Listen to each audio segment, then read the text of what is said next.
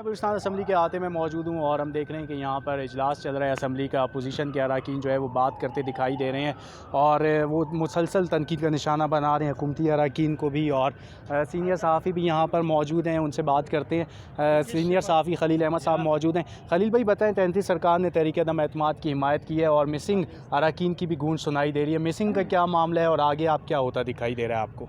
Missing का मामला है तो पाकिस्तानी सियासत को आप बड़ी अच्छी तरह जानते हैं, कैसे मौक़ों पे लोग कहाँ गायब हो जाते हैं।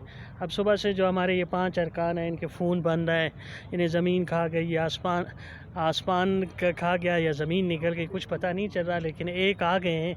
अब तक उनसे जब पूछा गया तो आप कहाँ थे, उन्होंने कहा कि मैं दम कराने गया था मुल्ला के पास। तो अब देखते हैं कि बाकियों पे भी दम हो रहा है, क्या हो रहा है, उन पे काम जारी है।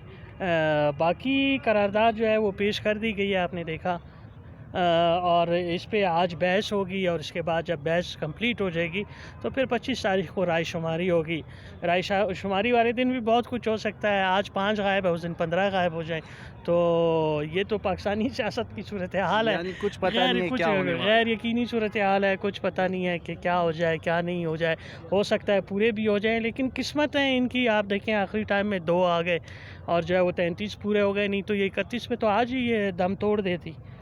जी, आपने सुना खलील साहब बता रहे थे कि 31 पे ही दम तोड़ने वाली थी ये हिमायत की करारदाद, लेकिन 2 अरकान मौके पर आ गए तो 33 तादाद हो गई।